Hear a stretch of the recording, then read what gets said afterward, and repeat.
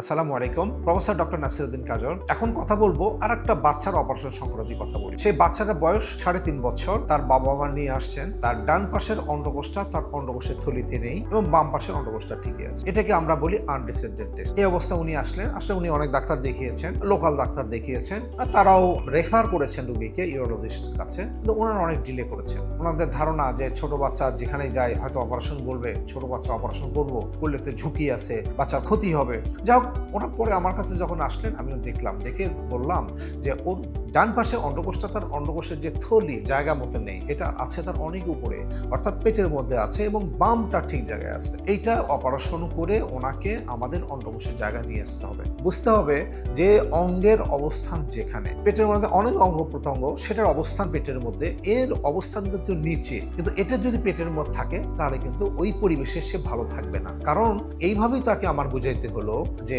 এটা যদি অপারেশন না করেন তাহলে অন্ডকোষ সাইজটা আস্তে আস্তে ছোট হয়ে যাবে এবং অন্ডকোষ তার স্বাভাবিক কাজকাম করবে না।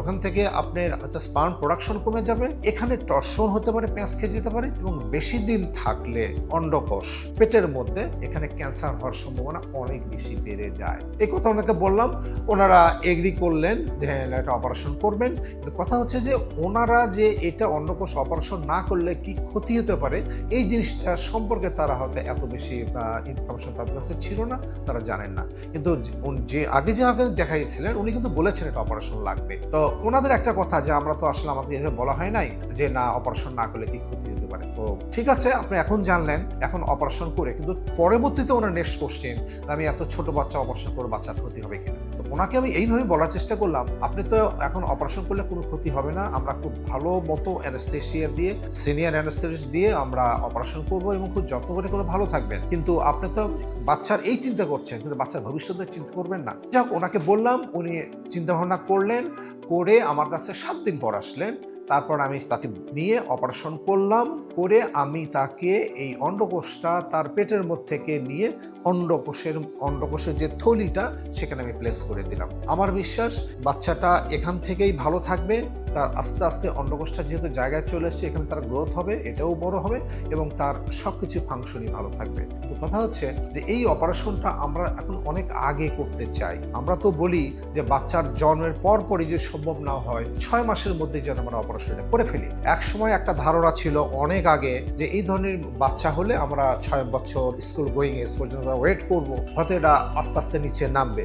এখন আমরা যেটা বলতে চাই যে আমরা এই সুযোগ নিতে চাই না, কারণ এইটা নিতে গিয়ে যে বাচ্চাদের নামে না তাদের তো ক্ষতি হচ্ছে, আর যেটা নামার সেটা আগেই হয়তো নেমে যায়। সো ওই স্কুল গোয়িং এজ বা আরো দেরি করে এগুলো করলে যে জটিলতা হয় বললাম, ওটার অন্ডকোষের সাইজটা ছোট হয়, এখান থেকে ক্যান্সার হওয়ার সম্ভাবনা থাকে, এখানে টর্শন হতে পারে, ওর মধ্যে আঘাতপ্রাপ্ত হতে পারে, ইনফেকশন হতে পারে। এই জিনিসগুলো থেকে বাঁচার জন্য, বাচ্চাকে বাঁচানোর জন্য এটা যত দ্রুত সম্ভব এটা অপারেশন করে ফেলতে হয়। আমি স্কুল গোয়িং এজ পর্যন্ত আর ওয়েট করতে চাই না। সো উনি 3.5 বছর বয়সে নিয়ে আসছে, আমি এই অবস্থায় এটা অপারেশন করে এটা নিচে নামিয়ে দিলাম। ওনাকে সবসময় চেক আপে থাকবে, আসলে আমরা দেখবো যে ওটা গ্রোথ কেমন হচ্ছে এবং ওটার কোনো জটিলতা হচ্ছে কিনা। সো কোনো বাচ্চার যদি অন্ডকোষের থলিতে না থাকে, দেরি না করে আপনি ইউরোলজিস্ট দেখাবেন, তার পরামর্শ শুনবেন, এটা একটা অপারেশন করে অতি দ্রুত এটা অন্ডকোষের থলিতে নিয়ে আসবেন। অন্ডকোষটাও ভালো থাকবে, বাচ্চারাও ভালো থাকবে। ধন্যবাদ।